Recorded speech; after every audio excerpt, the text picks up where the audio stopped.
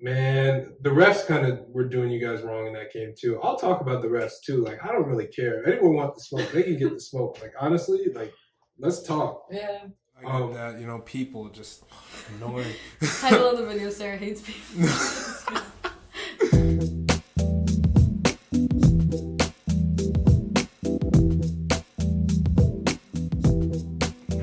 All right. So, hello everyone, and welcome back. This is the Echols Unlimited podcast. I am your host, Terrence Echols, and today I have the privilege of talking to one of my very good friends. Her name is Sarah Barcello. Sarah, how you doing today? I'm good. How are you? I'm doing pretty well, and it's great that we finally got you on. Great that we're finally going to have this conversation. So, like everyone else that I have come on, you're obviously a hooper. When did you fall in love with the game of basketball? I actually didn't like basketball at all growing up, which is kind of crazy. I was a soccer player for a while. And I tried it. I think the first time was like maybe third or fourth grade. Hated it. I thought it was so boring, so slow. But then I started continue playing soccer. Kind of that fell off, and then I really started loving it in fifth grade, I would say. Fifth grade? That's pretty late. Yeah. Yeah. Because that's sort of when you start to get into the AAU and that type of stuff. So what was it like? In fifth grade when you first started? Was it like a rec league or travel ball? What was it? It was a club team. I had played a little bit just with my siblings growing up, but I really got serious fifth grade and played on a competitive club team. Oh, wow. Okay. No, that's great. And then what was sort of your AAU experience? When did you start doing that?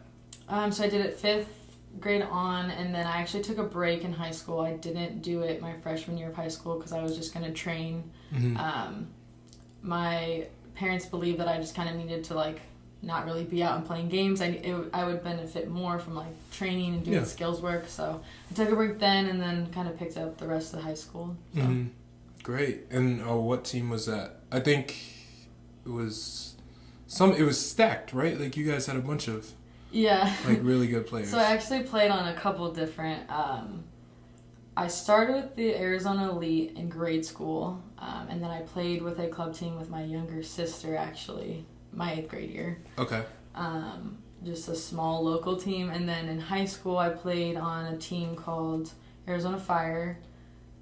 That was with some high school girls and then some local players. Mm-hmm. That was the one you're probably thinking of. Yeah.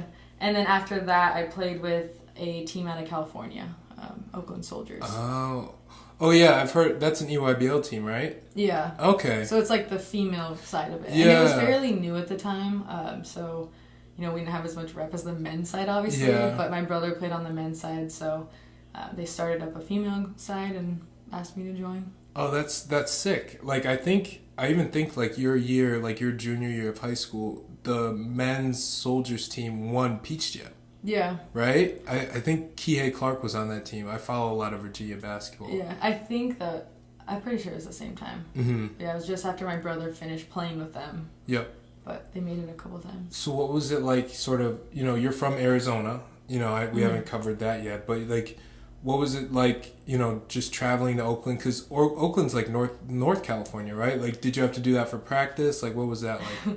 Yeah, so it sounds crazy, but I actually never went to a practice. I'm not going to blame you. And it's not because I didn't want to. The season was actually cut short for me because of injury. Mm-hmm. But, yeah, so I showed up. The first time I played and met everyone was a tournament. The first game. Literally a first game. I not once practiced anything like that, but showed up and played. So it was an interesting experience. Very different basketball than what I was used to. Mm-hmm. I think I enjoyed it for sure. Mm-hmm. But yeah, and then that was cut short for me because I got injured, so I didn't play the rest of that year. But okay, yeah, and you mentioned you got injured. We'll sort of get into some of the things that you've done and some of the adversity that you've had to face in terms of just all the injuries and whatnot. But let's just continue to talk about high school. You played at, let me get this right, Seton Catholic. Seton, yeah. Seton Catholic. Yes. in Arizona. I don't know where. Chandler. Chandler, Arizona. Okay. Tell me about that experience. What was that like? I enjoyed it. So my sister had played before me there. Very well-known coach, very successful coach. So that kind of drew me to the program. It's just funny. So Kendall and I, obviously, I know she was on the podcast, but we had played basketball growing up. So small story, but we actually were afraid we were going to make the team our freshman year. You're afraid you were not going to. Sorry, we were not going to make it. Yeah. And so that was always funny. I look back on that and kind of laugh because we wanted to play volleyball too, but we were like, oh, what if we don't make the team? And then our coach was like, are you serious? Yeah. But anyway, so we were a little bit like nervous for it just because for me, like they treat it like a college program. Like we would lift multiple times a week. We would watch film. We would even scout people sometimes, later on in playoffs. But it was no joke. Like, we would condition all that sorts of things and everything like that. Oh, jeez. So yeah, it was definitely a fun 4 years. We won 3 state rings and then went to nationals twice. So. Dang. Okay. Wait, I didn't know this, that you won 3 state championships? Mm-hmm. That's awesome. That's something like kids dream about, and you have 3 of them. Yeah, it's kind of crazy looking back. We should have had 4, I won't lie. We lost by 3 my freshman year. Okay, your freshman year. I was going to say your senior year. Oh, God. Yeah, that was my freshman year. I remember that, but... Yeah, I mean, now you have 4 rings. You can literally... Do you ever do this when you're home? Like, just... No. You don't? Now that you got the MAC ring, 1, 2... Yeah, that is true, but... Do like a Tom Brady, Michael Jordan type thing? No, I'm good. I do have... It's very competitive between my siblings and I, though. Mm-hmm. I think I'm tied with Alex, so... He has 3 state championships? No, he had 2. And then No. Did he have 3? I don't remember. My sister had 3. I don't even remember.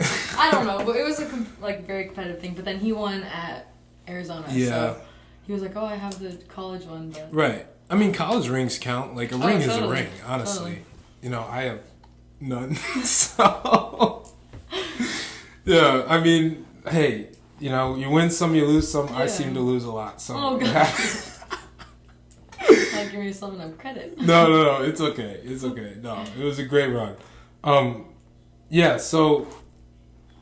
you did Arizona Fire, Seton Catholic, all that. So comes time to go to school. And, what about, sort of Marist College made you want to go here when you were coming out of high school? Yeah, kind of random because I didn't even know what Marist was. Yeah. For the longest time, I remember seeing a letter and I was like, what is this? I didn't even know it was a college. Yeah. And not offensively, it was just... Well, you're from Arizona, so no one's gonna blame you. Exactly. So my high school coach actually grew up in the area. George just played against her, or coached against her when she was playing at the high school level. Okay. She went to FDR, so... Oh, okay. Yeah, so she kind of had that connection, and I ended up coming on a visit, loved it, loved the girls. It was a huge selling point.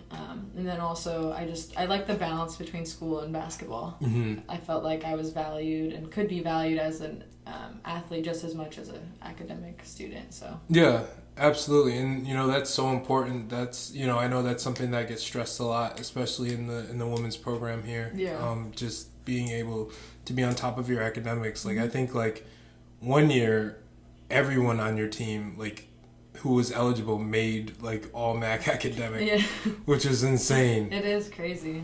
You have to have a certain amount of credits at your school. You have to have a certain grade point average. That's no joke. And much respect to you guys. You guys lead the league in that almost every year. Thanks. Yeah. So coming from Arizona, that's a far trip. How long is the flight? It is a 6-hour flight, but you have to also include the 2-hour train ride and the hour taxi ride. So it's a good 10 hours to get home. Jeez. Yeah. No, I'm good. Yeah.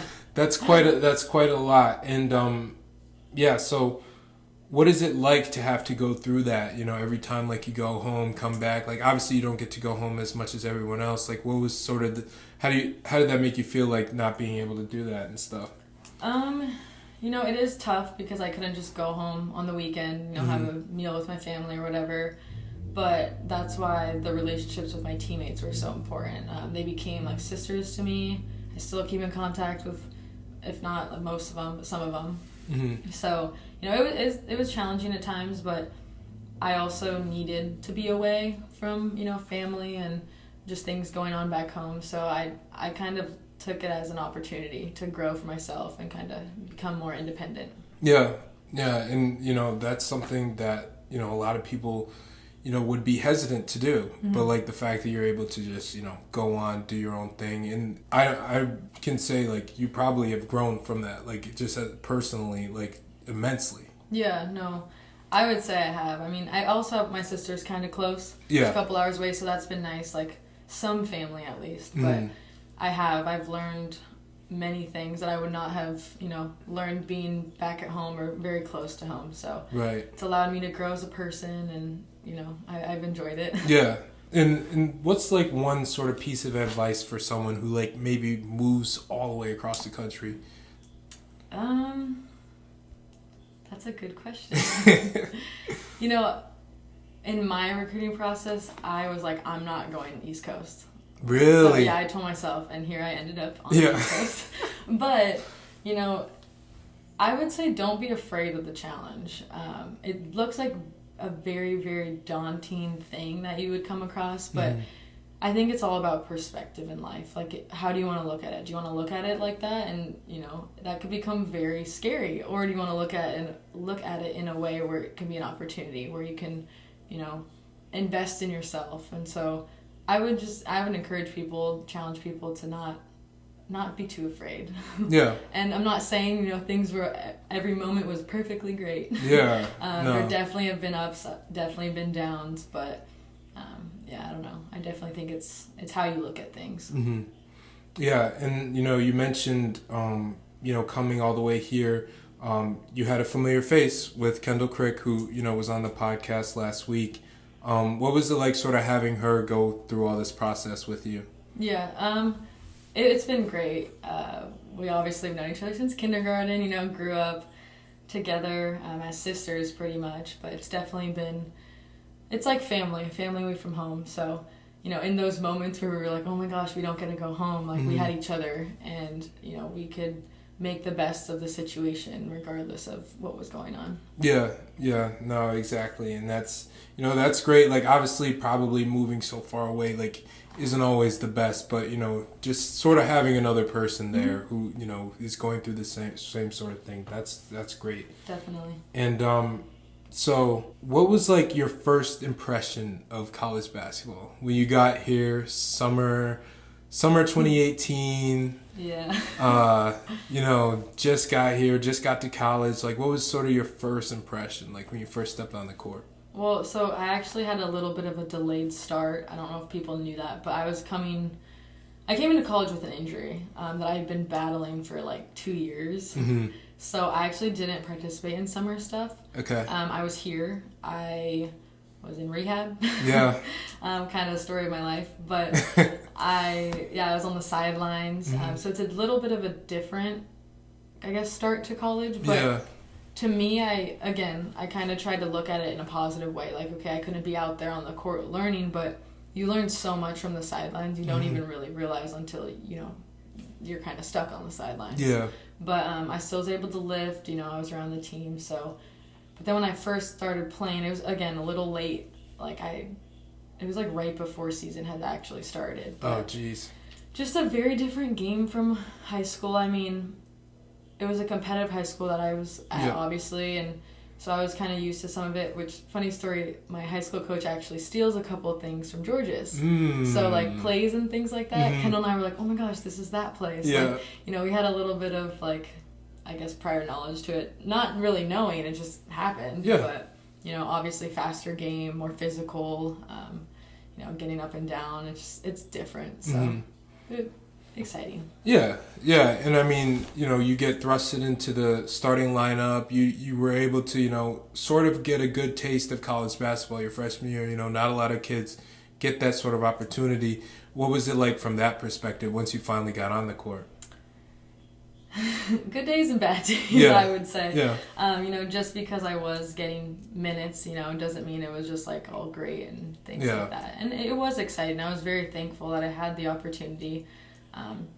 And I also knew that, we had our full starting five returning. So, I wasn't expecting I wasn't promised minutes, but that was something that I wanted to, try my best to get just a couple minutes on the court just to get some experience. But yeah, it was a fun freshman year. Yeah.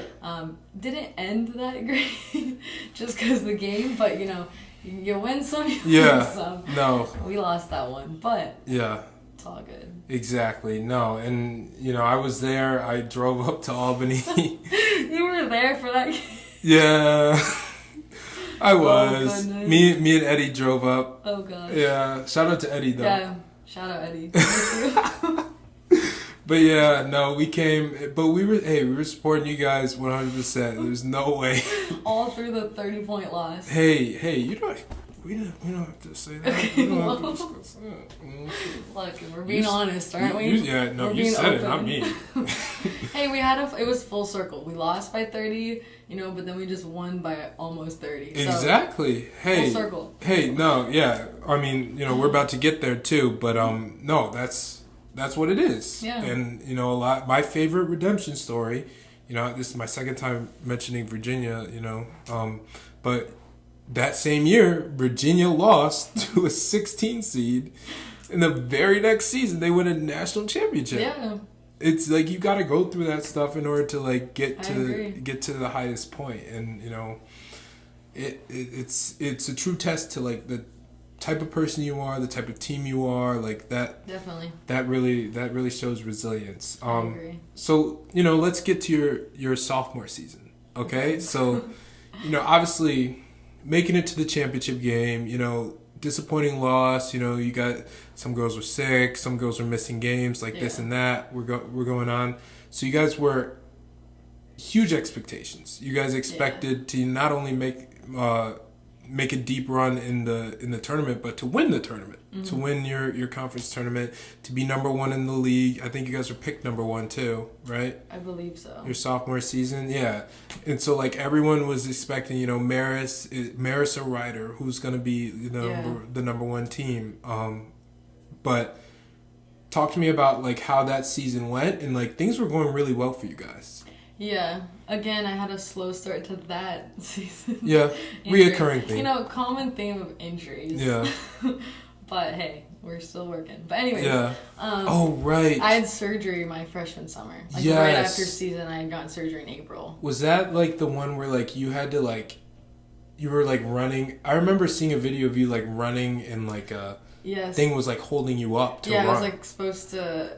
I don't know if it was anti-gravity or whatever. I don't know what it was, but it basically lifted off a certain amount of weight, so that there was only so much weight going into it. That was your foot. Yes. Oh 'cause my I had god. a pretty tough surgery on that one. Yeah. But yeah. Anyway, so we can get to injuries. Yeah, yeah. It's a whole plethora of them. Anyway, but yeah, so sophomore year, that was, like you said, we were expected to win. We were winning. It was a good season. We did. I think, did we split the champion, the regular season, or we didn't get that? Yeah, so... We were second. Well, no. So you guys, since you guys split with Ryder and you had one other loss, we literally went 18-2 in the conference. But we had lost to someone lower? Or... No. Okay. No, it was... I don't understand this rule, honestly, Okay. to this day, because I remember they had lost to... No, we lost to Fairfield, who was right underneath us. Yeah. They lost to St. Peter's, who was second to last. And I'm obviously we'll win then, because we're you're supposed to win a game that you play someone who's second to last. Exactly. Whatever. But we ended up getting second. Right. Or So the second seed. yeah, no, the MAC needs to change this. By the way, I'm gonna take this time to talk about the MAC conference, because they are terrible for this. You guys split with Ryder, right? Yes. And so let's look at those 2 Rider games. They beat you guys in double overtime. You beat them in regulation. Yeah. Okay. And then you guys lost to Fairfield, who was like third or fourth in the conference. And they, like you said, they lost to St. Peter's. Why on earth does it matter? Like, why on earth does Rider get the number 1 seed? And like, we'll get into like the COVID thing. Like, and they win the tournament or whatnot. They have a banner up there. They got rings. They have a banner for losing to St. Peter's, like you said, like who was like second to last. I mean, the argument that I've heard, because I was confused, but basically that they were able to beat the 3rd team in the MAC and we weren't. So they look at it like that. Whereas I'm looking at like, we're more likely to lose to them than we are to a 10 seed. Yeah. But I don't know. I mean, it's the rule. Like they had to go by record, and then they go to the next person on the list. And so whoever has the better record against them. So that's how they handle it. But they don't take into account that.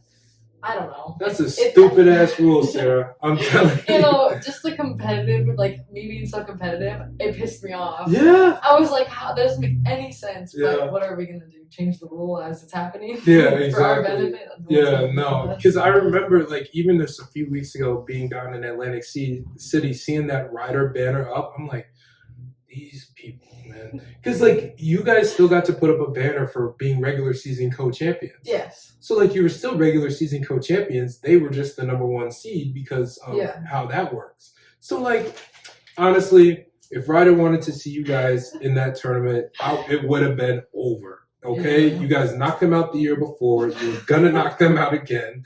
Thank you for your confidence. Sarah, I'm gonna talk for you. All right. Go ahead. All right. I'm gonna say what you need, what needs to be said. Okay. They didn't want any smoke with you guys. I'm telling you right now. They had a really good player though. Stella. She was in the Johnson. WNBA. Yeah. No, she's nice. She's nice. I saw her play a couple times. Yeah, she's very, very good player. Yeah, but I mean, still, they didn't want this smoke. Yeah, I know. I was kind of sad we didn't get to play that championship game. Exactly. I'm pretty sure we were scouting them when we found out the news. Really? Yeah. It was the weirdest moment. But yeah. Tell me about that. What was that like?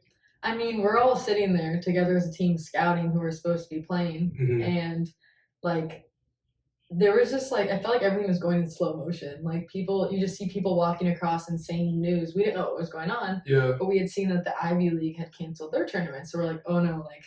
They're the brains, like if they're canceling, like this is. So I remember turning to Allie. I'm like, Allie, like if they're canceling, like we're not, like we're gonna get canceled type thing. But again, we had no idea what was going on. But yeah, so and then at the end of the game, like I don't even know if they canceled the game early or what had happened. Oh yeah, like in the middle of a game. Yeah, so there's a game going on, and everything's getting canceled, and people are walking back and forth. I'm like, what is going on? It was the weirdest thing, and then like they ended up canceling it while the game had just ended, or like I don't know, it was weird, but yeah, it was bizarre for sure. Yeah. But yeah, and then we got pulled into a room and they said that they had canceled the MAC tournament, and lots of tears from that point on. Yeah, they canceled MAC tournament. You guys come back here. They give us an extra week of break, middle of break. See, I went home. Okay. So I booked a flight with Kendall. Yeah.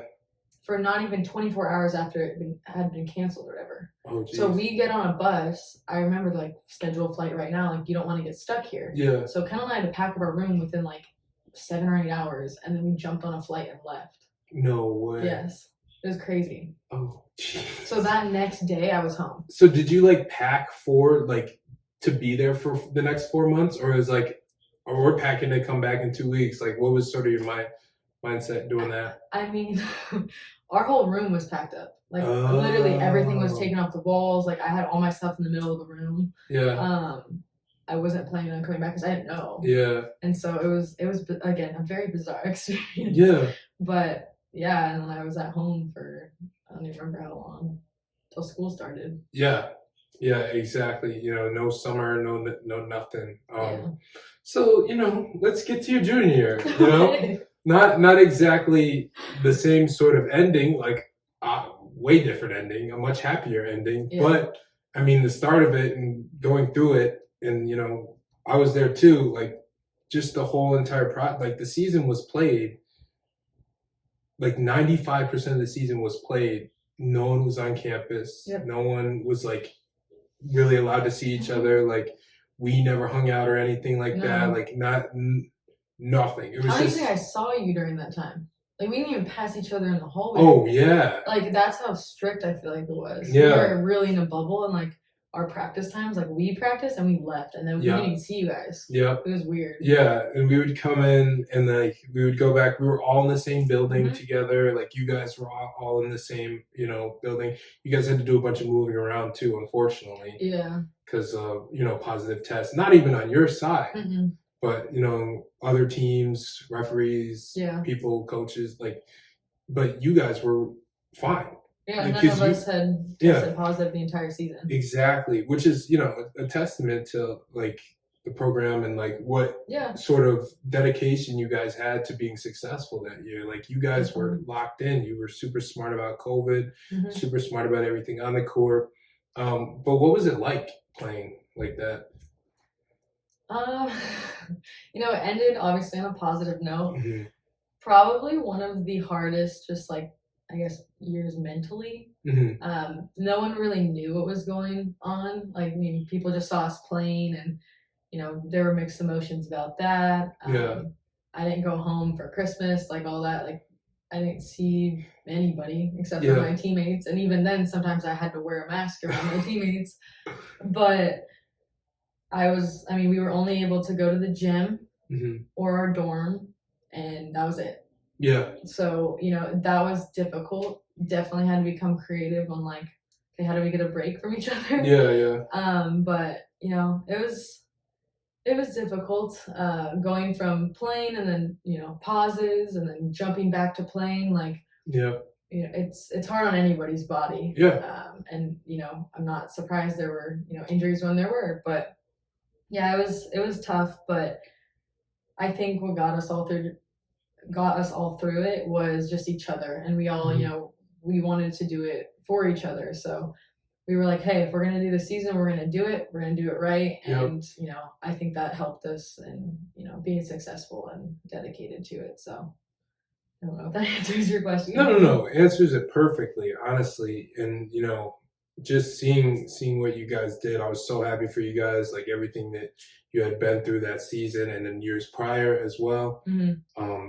Yeah, and you were the leading scorer of the team. I'd like to give you a little bit of shout out here, because like that's like thank you, impressive, because like not only did you guys have like all these ups and downs and whatnot, but you were able to be really successful out there on the court, and just individually and whatnot. So you got recognized like second team all league, right? And leading scorer, and you won the MAC championship game. Yes. What was that like? Tell me about that. We weren't gonna lose. Like, I don't know if like you've ever had that feeling, but like we were not gonna lose. Yeah. Like we all said it to each other. We're like, we've come this far. We're not losing. Yeah. Like we are going home with that trophy, and there were no questions asked. No. Yeah. So again, like going back to injuries, I actually tore my labrum. Yeah. But and I did that right before the tournament. I kind of, Oh, jeez. So I was in a brace the whole tournament. But anyways, that's besides the point. So, it was a little painful, and my personally, like I was like my arm was hanging there. Yeah. But we weren't gonna lose. Yeah, like, you gotta do what you gotta do. Yeah, even that happening, like still, like I remember having a conversation with Allie about it. Shout out to Allie. Shout out to best. Really, the best PG ever. Yes. But she was like, Sarah, like, come on, we're doing this. And I'm like, Allie, no, I'm there. Trust me. Like, just, don't pass me the ball to just my right side because I can't catch it. So, like, we had that connection down. Like, we communicated about it. But, yeah, we were not going to lose. Yeah. So. Yeah. And what does that, like, do to you? Like, we can talk about this as we go on. But, like, I know just injuries in general, like, especially, you're like a scorer. Like, you shoot it really well. Like, you can put it on the floor, score it. Like, an injury to your right shoulder, right? Yeah. Is, like, supposed to be, like, death, like, that's a death wish right there. Yeah, it was. What was it like playing through that? I had never had shoulder injuries, so it was very foreign to me. Like, Yeah. if I would have hurt my foot, I could have done, like, easily. Oh, yeah. But, it is my right arm, and I'm known for shooting. Yeah. So, it was difficult. Yeah, I mean, I don't, yeah. There's not much more to it. Like, I physically couldn't practice leading up to the NCAA because I could not catch the ball. Oh, God. And, like, at that point, so I actually tore my labrum in the championship game. Mhm. Like, I went up, Allie thinks she bumped me, but we're not sure. We're going to have to review the clip. Yeah, we'll have to review, but she thought she bumped me. I was like, no, I swear, I think my shoulder just dislocated on its own. It was in a brace. But yeah, so I actually tore it in that game. Oof. Not fun. I did shoot the ball like 2 seconds after I dislocated my shoulder. But did you make it? No. I don't think I made an outside shot the rest of this, like that game or the NCAA. I am telling you, like, I walked around and I didn't have a sling. Like, I was holding my arm. Like, in all the photos, you can see me literally like this. Like, I'm like holding I couldn't. It was weird. So you didn't hold up the trophy after? Like, no, I was like this. I literally, like, yeah, it wasn't fun. I won't say that. I had a lot of, pain pills. Yeah. Like that, but not fun. Oh, do not recommend. Yeah, no, definitely. Anyone out there who's thinking about tearing their labrum, don't do that, please. Like, yeah. No, that sucks. Yeah. Yeah. So, I mean, a lot of rehab, you had surgery, of course, finally after the season. I did. Got to play in the NCAA tournament though. Like, what was that like? It was fun. I wish I obviously was healthy when I was playing in it, but I, made the decision, like, I'm not gonna pass up this opportunity. Like, I think my shoulder can wait a couple weeks. Yeah. So, it was frustrating. I couldn't, shoot the ball like I normally could, but I tried my best to help my team in any way I could, and I don't regret playing. Like, it was a lot of fun. Heck yeah. But, yeah. No, yeah. And then you play against Louisville. Yeah. They're a really good team. They're really good. They made the Final Four this year. Yeah. Yeah. So I mean, it happens. Like, you held your own. Yeah. I thought, but yeah, they had like the ACC Player of the Year too. Yeah, they're really good. Yeah, that one point guard girl. Yeah, we were watching. Man, the refs kind of were doing you guys wrong in that game too. I'll talk about the refs too. Like, I don't really care. If anyone want the smoke, they can get the smoke. Like, honestly, like, let's talk. Yeah. But yeah, no, I get more passionate about your guys' games. I can tell. But like, I also get passionate about our games too. Yeah. Like, I have problems. I think you're just competitive. Yeah. We're just gonna blame it on that. Yeah. Blame it on that. Everything. Yeah, I'm cool. We're cool. Okay. Yeah. So I mean, obviously, shoulder injuries are nothing like to joke about, especially being a player like you are and whatnot. And I'm sure going through that, you probably wish like you could play like your senior season and everything like that. Things happen. Unfortunately, you couldn't play.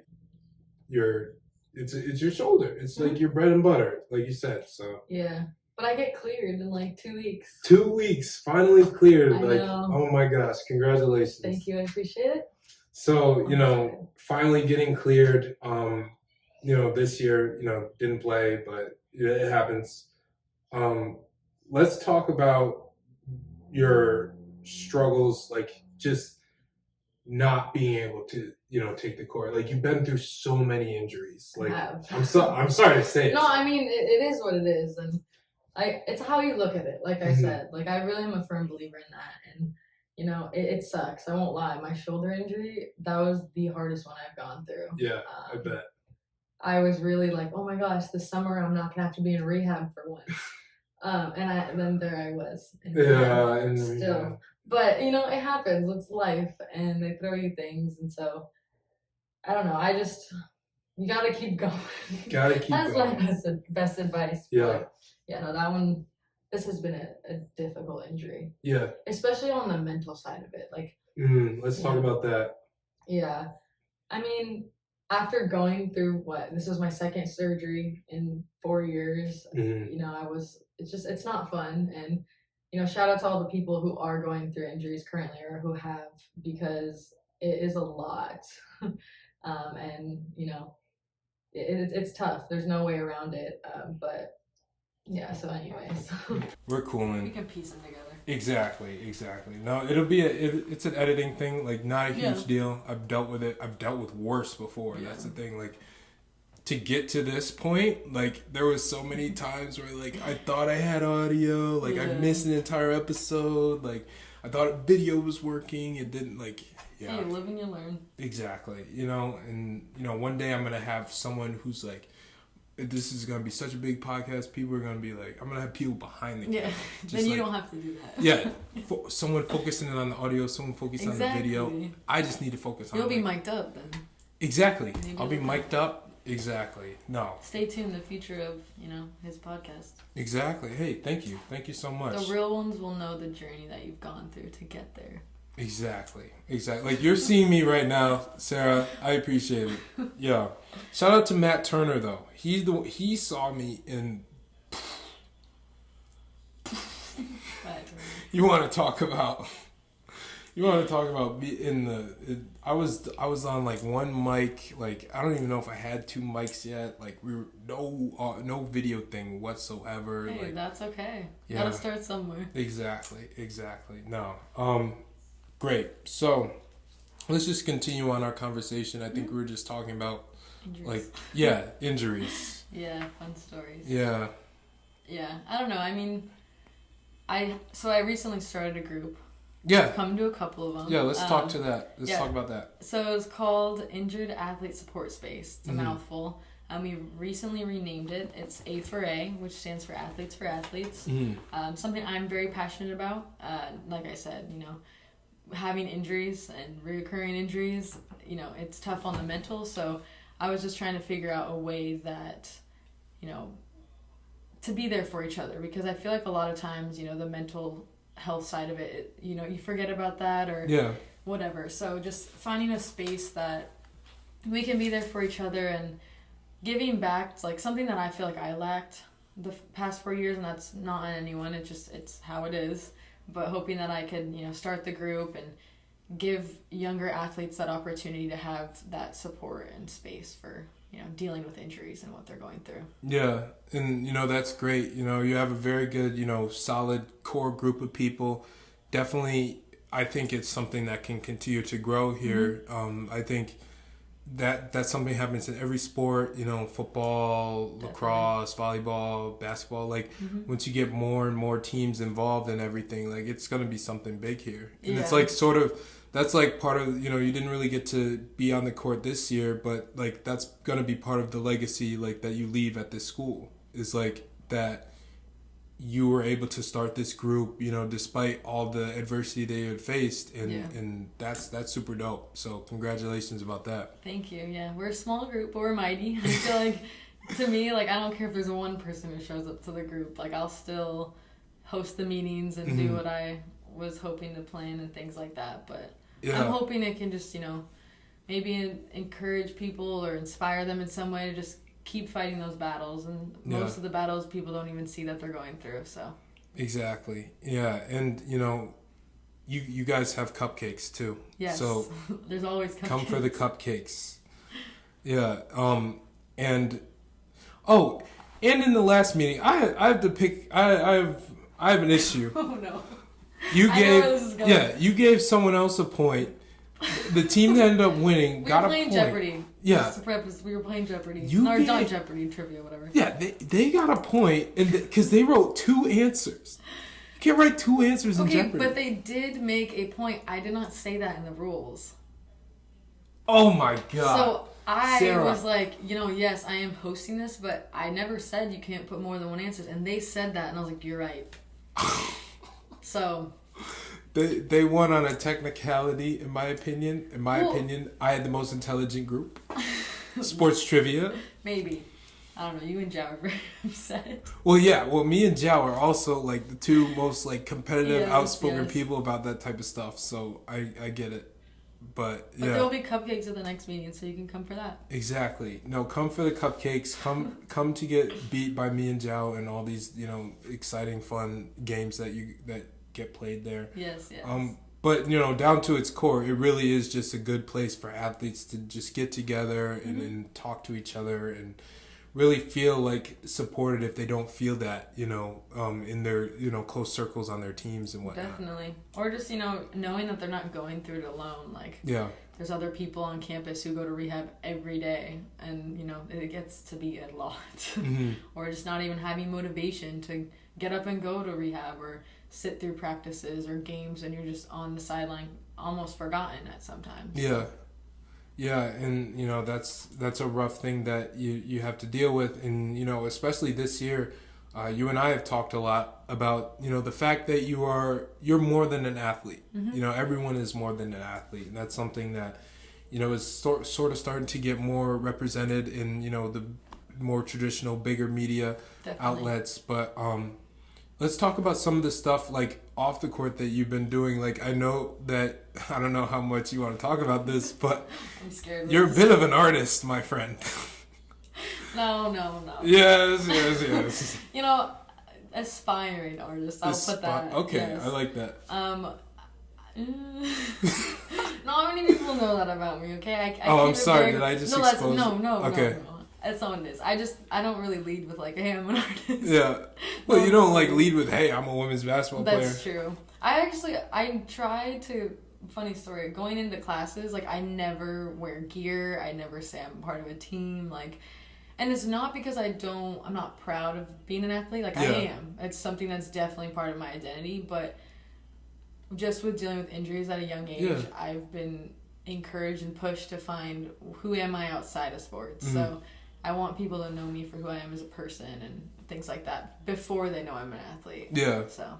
No, I get that too, and that's super cool too, because like sometimes people might treat you different, mm-hmm. Like, oh, she starts on the women's basketball team, like all that stuff. Or the famous, oh, you're Alex Barcello's sister. And I'm my gosh, you lost me. Wait, okay, can we talk about that a little bit? Like the fact you have 3 siblings and all of them play Division I basketball, like all 4 of you like are either playing or have played, like that's pretty cool. Like what does that mean to you and your siblings? It's cool. I feel like I don't know, and I don't mean to sound like I'm bragging or anything, but you don't hear about that often. You really don't. And I actually don't like to lead with that also. Oh, sorry. No, I get it. It's totally fine. It's just not really who I am. But anyways, so my older sister played at Colgate. She played basketball there. My older brother played at BYU. Just finished there, and then I'm here, obviously. And my younger sister's at BYU playing as well. Mm-hmm. So it's a cool experience. I think it's something we all set out to do. So, it's part of our dreams, and our dreams came true in that regard. Lots of work went into it. But yeah, it's definitely exciting. No, that's awesome. Good for you guys. That's probably something that, your family's proud of.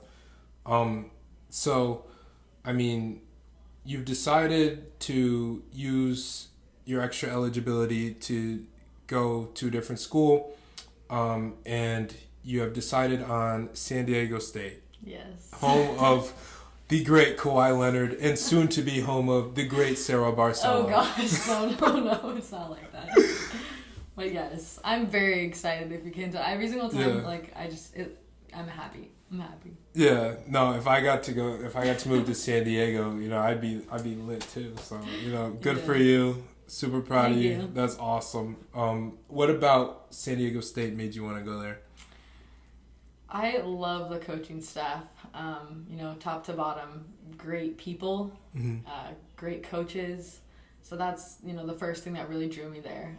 They have a good culture there in terms of their program and the people they recruit and who they have on the team. So that was another thing. I haven't quite met a lot of most of the girls, but I've been able to meet a couple of very nice people. Mm-hmm. Again, obviously great area. It's closer to home, which is nice. Yeah.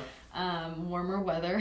I'm very, very excited about that. But yeah, so they had a master's program that I'm excited for. And then, so academically, fit all those requirements. And then I just think athletically it's exciting. So they kind of ended 4th, 5th in the conference last year. Yeah. But not by much. Like, they lost games by, last minute shot or 3 or whatever. Very close. So that's exciting for me, and the passion that my my coach, that's kind of crazy to Yeah. say, but my coach was expressing and is like, she's excited and she wants to make a run for the tournament. Mm-hmm. She thinks that they can. It just, they just need to, clean up some things and stuff like that. So it's an exciting opportunity for sure. No, that's awesome. And, it sounds like they have like a solid foundation, but they're just like, a couple things away from, just hitting that point.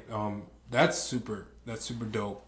How far away is San Diego from or Arizona? It is, so from my home, it's a 5-hour drive, which is nothing. Well, it's nothing, to a 6-hour flight, yeah. Yeah, and then it's an hour flight, so it's super easy. Yeah, that's awesome. Yes. Yeah, so you're going to head down there probably, this summer, right? Mm-hmm. Or, yeah. Gonna graduate and then get back to Arizona and then there. Oh, yeah. Well, so what's that like now that you're, about to graduate from college? Like, what can you take from, like, these past 4 years? Like, it's been a ride. It has been a roller coaster. Yeah. Good and bad, but I don't know. I never... Like, I don't know, people are always like, oh, do you regret going so far away? And I never regret my decision to come here. I've loved, every second of it, and I've learned so much from it. So I just, journeys come to an end at some point, and I'm excited for the next chapter of my life, but I also, I still got to enjoy these next month or month or so, but I'm excited, so definitely a good 4 years. Yeah, and, I think... being able to like reflect on your career here and whatnot, like that's super good too. I'm glad that you're able to come on here and do that. So, we talk about like we sort of got into it, but we haven't really.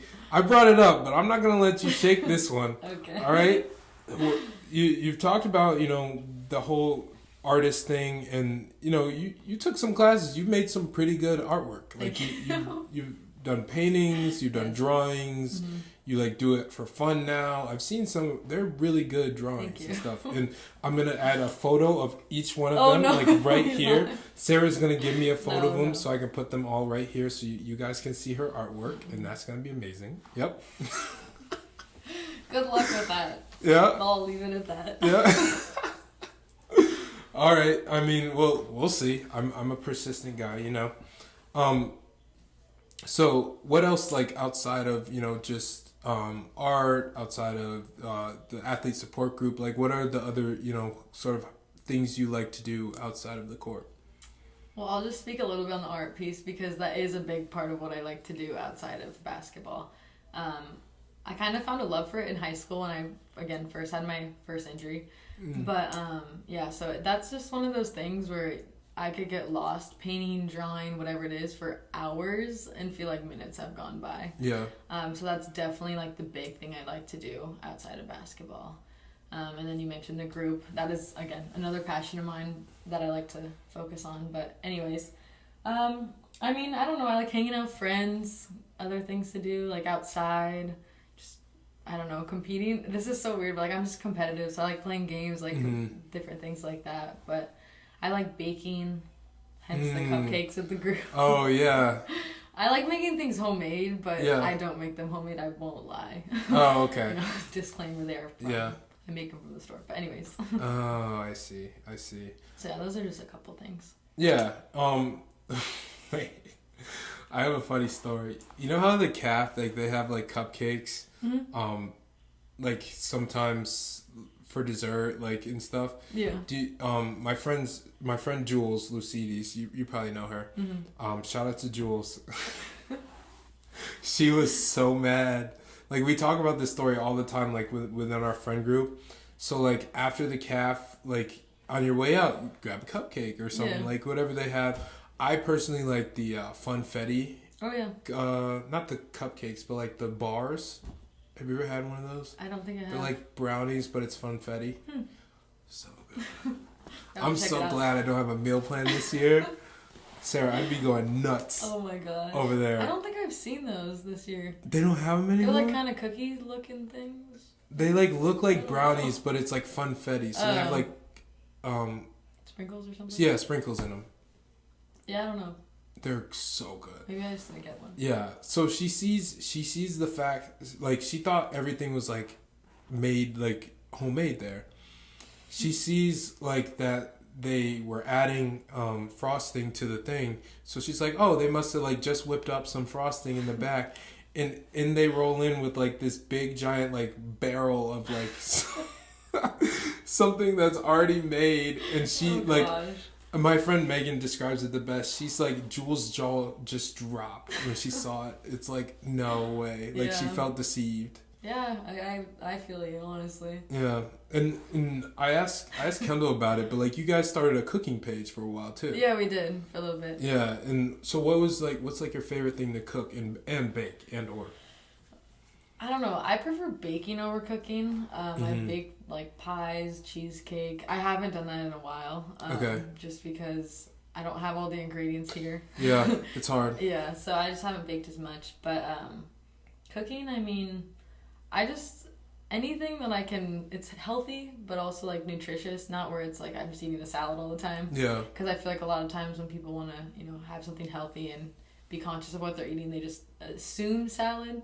So actually with the cooking page, we were trying to show people that you can enjoy your meals and while still get the nutrients you need and exactly. things like that. And I think the coolest thing about that is like you guys were able to enjoy your meals, make them, yourselves on like a Division I student athlete schedule and budget. Definitely. Which is like, that's pretty cool too. Yeah, especially when you're on like the go all the time. But yeah, definitely between the two of us, we were able to put a decent amount of meals and it honestly started because both of our families would ask us for recipes. Oh, really? Because we got to cooking and we were like, we're tired of just sending them. So like, we're just going to make a page, put them out there and whoever wants them. We didn't do it for like, to get a bunch of followers or this like that. It was just because, we had good recipes and wanted to share. And so we just put it out there. I get that. I feel that. So what's like your favorite kind of food? Like what's your favorite genre? Can you say genre for food? I don't know. I know what you're asking. Yeah. I've never heard it called that. I would say Mexican. That's easy. Oh, okay. Definitely Mexican. What about what about the Mexican? Like, what is your favorite dish? Like Mexican dish? Literally anything Mexican. Really? Yes, okay. But burritos, enchiladas, tacos, all of it. You told me about that hot sauce. I keep forgetting. What is it called? Cholula. Yes. Yeah.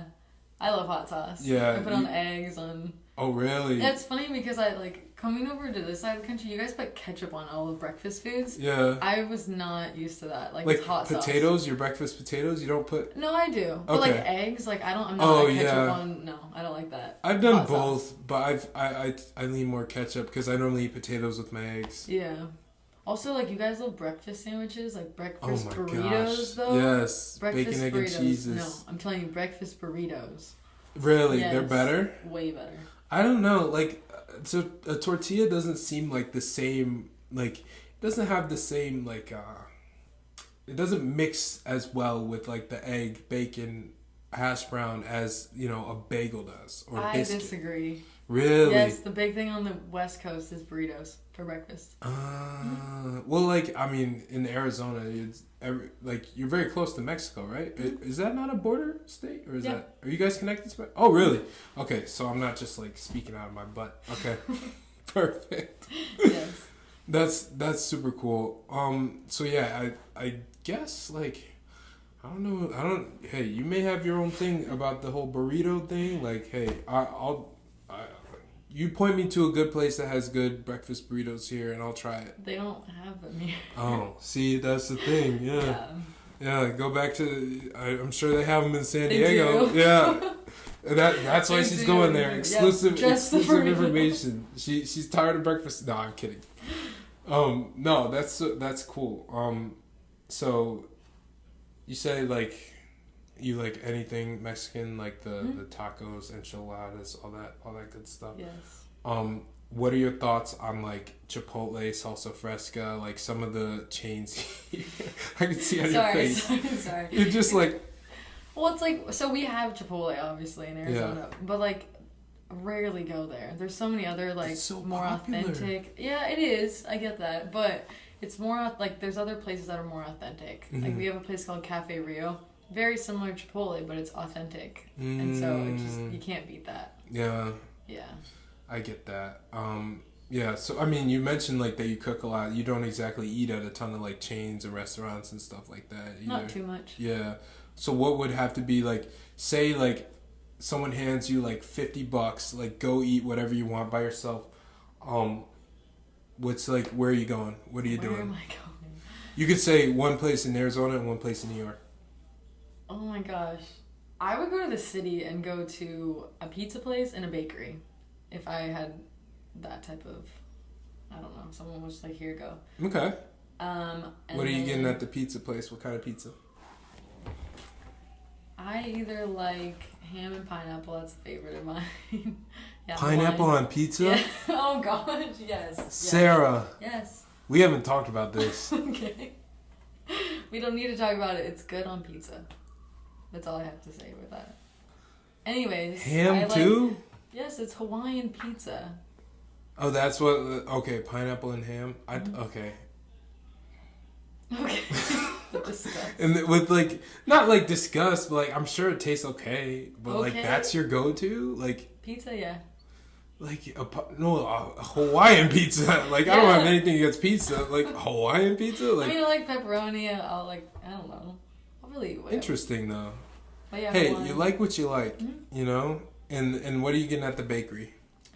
Okay, they have specifically the Magnolia Bakery. They have banana pudding, I think is what it's called. It's Interesting. amazing. I don't even Okay. like banana pudding. Yeah, I was gonna say. I don't like. It's not something that I like love. Yeah. But I tried it. Amazing. Really? Okay. Yeah, because I've never heard anyone be like, yeah, banana pudding's my go-to. It's like, not my go-to. that's like the thing, like at like a family event and there's like a dessert table, like and 20 people in your family have already gone through everything. You're like, oh, there's some banana pudding left. I'll grab some of that. And like, that's sort of my experience with banana pudding. Yeah, I see. I agree. But I'm telling you, at the bakery, like they're known for that. Okay. So it's like it's amazing. Yeah. Okay. Yeah, that's what I would do here on this side of the country at least. Oh, But what if would I you was do at in there? home, Yeah. Mexican food. Okay.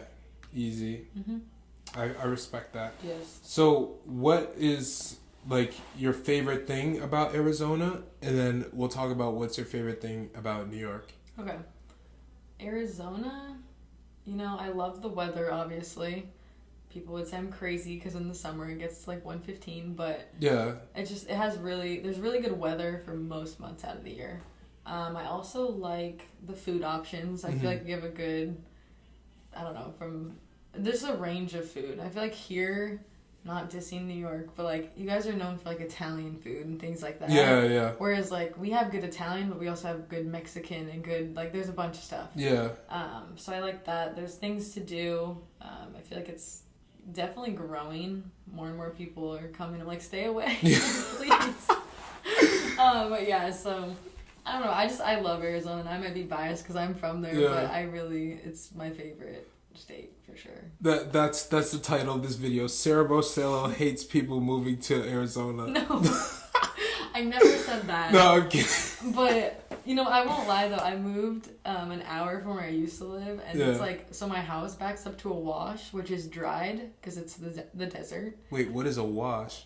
Normally there's water that goes through, but like it's dried up, so it's literally yes. But since it's a wash, they can't build behind, so like it's just desert. Like behind your new house? Mm-hmm. Oh, no way. Yeah, so it's actually pretty cool because when people think of like Arizona, they just assume like cacti, and, like a bunch of tumbleweed and things like that, and like you see that where I live. Oh yeah. So it's like close to Phoenix, but also it definitely like has the desert-y aspect, and I like that about it. So not as many people also. Oh, true. Yeah, I get that. You know, people just annoying. Title of the video: Sarah hates people. Exactly. No, I get that, but like I'm the same. I don't do well in crowds. You know, like that's why like everyone's like, "Oh, are you gonna move to New York City after graduation?" I'm like, "No, heck no." It is fun, like navigating the city. I do like it, but would I live there? No. No, exactly. No, I get that. Okay, so I have to ask you about this: scorpions, rattlesnakes, all that nonsense. Because we've had a conversation about this before. Yes. And in the what is it, Dust Bowl? You were talking to me. You told me about something. A monsoon? Oh, yes, what was monsoon. Yeah. Monsoon season. Also, one of my things I love about Arizona. Monsoons? Yes, it's so cool because it's like, this sounds crazy. Yeah. No, okay. It So does. we don't get snow. I mean, we get snow in Arizona, but it's north, so I don't get it where I live. Okay. And so we'll get rain every once in a while, but it's not like how here. Like there's always weather and stuff like that. Mm-hmm. But so when monsoon season comes around, it's so hot throughout the summer that like, it's like, this is so weird, but it's just windy, dusty, and rainy all in one. So like, it's just kind of cool because it's like, okay, the summer has been so hot, no one's been outside, and then all of a sudden there's like these huge storms that like will knock down trees or like trash cans will, like it's that windy. Knocking down trees, that's great. No, it's not, it's not great. No, I'm kidding. But like, it's just, I don't know, like if there's a snowstorm coming, everyone's like, oh, like this is exciting. Oh, yeah. That's kind of what it is. Okay. So it's not that I love monsoon. Yeah, you just like sort of like the sort of feeling like... Yes, change of weather. I get that. Because like, you know, blizzards like upstate New York where I'm from, like it snows a ton. Like Syracuse is the snowiest city in the country. Exactly. So when it gets like, when we know like a storm's coming and like I know I'm just gonna be huddled up, like when I was a kid, like when I knew I was gonna be like huddled up with my parents and like friends and in the neighborhood and stuff like that for a few days, I'd be like, yeah.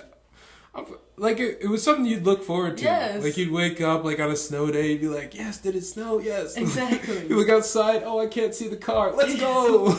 Exactly. See, we didn't have class canceled or whatever. Right. But I don't know. It was always kind of fun. Awesome. Yeah. Also, rain in Arizona is like 1,000 times better than here. I'm just gonna throw it out there. Okay, what makes it better? This is again very weird. Because I hear it's like not cold, right? No, it's not. So like yesterday when it was raining, it was like kind of chilly. Yeah. But in Arizona, it's like it's not hot and raining, but it's the same temperatures. Like it's just warmer. I don't know. But anyways, again, you're gonna say I sound crazy, but for those people native of Arizona would understand this. The smell of rain in Arizona 1,000 times better. You can like. You think I'm crazy? It's like literally concrete. I don't know. The smell of it. I'm telling you, it's great. Okay, I can sort of see that. What's wrong with the smell of rain here? It's not that it smells bad. It's just like home. Like I love you. Oh, okay. It's just one of those things. I get that. I don't know. We probably sound crazy from Arizona. No, I mean maybe we are. Hey, you're from literally as far as you can get away from New York. So like honestly, there's gonna be differences and preferences and whatnot. You know, I give you a hard time, but like it is what it is. It gives me a hard time when I wear a jacket sometimes. Oh, yeah. I'm like, it's cold outside. Exactly. No, I'm like, oh, you're wearing that? Like this is summer weather, Sarah. Like I don't know. You didn't get the memo? Like, oh, this is my wrong wrist. Like like what? Okay. Wait, I was gonna ask you another question. My favorite thing about here? I didn't answer that one. Oh, you didn't? Mm-hmm. You didn't answer what you like about the beautiful Poughkeepsie area, New York? No, I didn't, but I will. You know, I like the seasons. We don't have fall. So I like the changing of colors. I also think like Poughkeepsie, it's one of those places where I wouldn't think of like a dream destination for a vacation, but I feel like it's a hidden gem. Yeah. I would argue. I don't hate it. Like in Poughkeepsie, I think it's kind of cool. Like there's things to do. You just have to go and find them. Yeah. But there's also really good food places around here. Oh yeah. And I went to a Mexican food place. It's only open though in warmer months, but it's outdoors, and their tostadas are amazing. Where is this Mexican food place? Close to Main Street. I don't really know where. Oh, interesting. Yeah, but very, very good. So. Yeah. Awesome. Have you been to Casa Valarsa? Mm-mm. Okay, they need to sponsor this podcast, so I'm giving them free press right now. This about to be 100. I told Sarah before we started recording, I'm like, hundreds of people are about to listen to this. So you guys cannot prove me wrong. Please send this to your friends. All this stuff. No one cares. No one cares to hear. Everyone cares. For you, but for like me, it's whatever. No, what do you mean? What do you mean? First of all, it's the Echols Unlimited podcast. People are gonna care. That's what I'm saying. And then it's Sarah Barcello on the Echols Unlimited podcast, which is like even gonna be more people coming out. No, they'll be like, oh my god, it's your podcast, but then they see me and they're like, oh, dang it, it's not Alex Barcello? Like, what? Oh, no. Sarah Barcello? Yeah, Who's by that? the way, do you have his number? Can I get him on here? Like, what is... No. I'm kidding. Literally no. I'm messing with you, but... Do not. If I give you his number, you'd reach out. Hey, way to expose me, but okay. Yeah, Casa Vallarta. There's another place that I forget the name of that I wish I knew the name of. Where? Close? It's like, yeah, it's like that way. Mad good. Live music, like little like river thing going through the middle of the restaurant.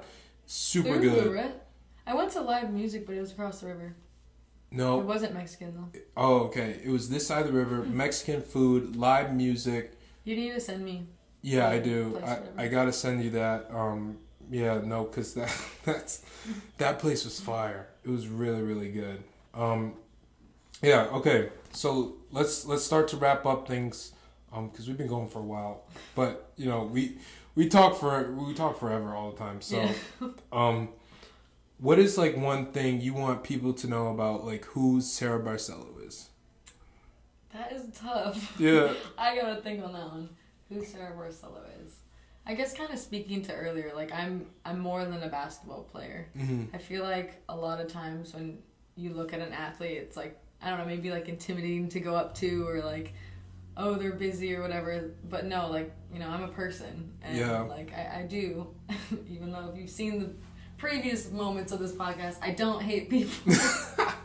You know, like, yeah, no. I actually love talking to people, and I love like learning about them, and you know, just I guess knowing that like I'm bigger than an athlete, Mm-hmm. more than an athlete. So I don't know, something small, but Yeah, no, and I think, you know, people can respect that and see that, you know, you have, because some people use it and they take it and like it's their whole identity, mm-hmm. and then like what do you have when you're done? Yeah. And that's a scary thing for a lot of people. So like that's something I'll encourage anyone who like wants to get into, like, if you're gonna be a college athlete, like, okay, you have to make it your life. Yeah. Like you have to dedicate yourself to, you know, being better, being committed to your team, learning from your coaches, all that stuff. But you also have to find your identity, like outside of basketball, outside of whatever sport it is. I agree, because it's easy to get caught up in it being your identity. I've definitely been there. And then when injury took it away from me, I was like, whoa, what do I do now? Like, this is all I know. But I don't know. Something that I've tried to work on in that regard is like when I leave the gym, like, I move on with my day. Yeah. Like, no matter if I had a great practice, if I Yeah. had a bad practice, like, whatever, the past couple of years I've tried that, and I would encourage people to do that as well, because, you know, it just kind of goes to show, like, put in those hours when you're in the gym, and not saying you're not thinking about it when you're not, Right. but, like, try to leave that there, and, you know, focus on your academics, focus on your relationships with people, and other passions of yours. Yeah, no, that was something super cool. You told me at like the beginning of this year, you were like, because I was like, why do you walk home every day? Yeah. Like, why are you walking home from practice every single day? And you're like, I'll let you, you know, say what you said, if you remember. No, it is. I mean, that's what I kind of was alluding to, but yeah. I mean, obviously I don't have a car, but I do, you know, that's not kind of good. That's the main reason. The main reason. But no, like, I had teammates who would offer rides, and like, I definitely had a spot because I'd ride with them to practice. But as weird as it sounds, like, when I would walk home, I'm like, okay, I'm walking off all the, like, if it was a negative day, for example, I'm walking off all the negative energy, and by the time I get home, like, it's done with. Yeah. And so that was just a way that I could physically, like, release that stress, and, like, I don't know, just, you know, it's not fun when you don't have a good practice and things like that. So, exactly. like, that's what I would do, and then I get home, I'm like, okay, now school. Yep. Because, like, I can't sit there and let it, you know, ruin my day or this or that, so. Yeah, and, you know, that's a really good perspective. It's really healthy. You know, hopefully you can take that to San Diego as you're walking on the beach back to your apartment. Sometimes it is hard when it's it's either pouring rain or snow here. I'm like, but I need to walk. Oh yeah. Oh, it's gonna be so easy next year when you're just walking from your practice. Look at the beautiful beach and the ocean and the waves and the palm trees. Yeah, that's gonna be real nice. Hey, you can move to California. No one's stopping you. Yeah, that's true. That's true. Yeah. I mean, well, shout out to you. Thank you so much for coming on. Thank you for having me. Yeah. Anything else? Go ahead. You can plug your social medias that you never use. No, I'm not even going to plug them. If anything, if you are on campus and you are dealing with an injury, I would just suggest coming to the meeting. A4A, the next one's April 12th, and they'll be every other week from there. So. Yeah. If you don't, and if you want to get in touch with her or anything, you'll message her on Instagram. She's not going to respond. Just reach out to me. I'll leak her phone number just so everyone can find out who she is and where she is. It's not a big social media person. Call me old school. I mean, it is what it is. Hey, no, I get it. I respect it too. No, thank you so much again. Thank you. This is a really good podcast. The audio kind of sucked for a little bit, but I think people are going to enjoy it. So thank you. Thank you everyone for watching. Please don't forget to subscribe. Rate me 5 stars in the Apple thing, please. Please follow me on Spotify so you can get all the updated shows and everything. But yeah, no, this has been the Echols Unlimited podcast with my special guest Sarah Barcello. Peace. Very good.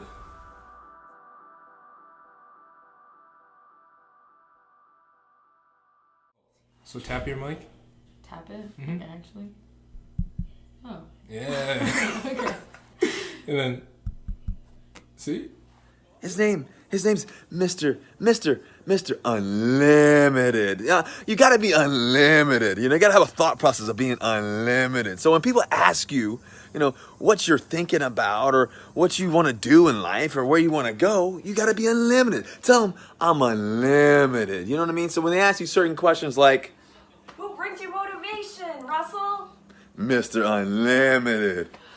Who's your role model, Russell? Unlimited. Who is your go-to person for advice, Russell?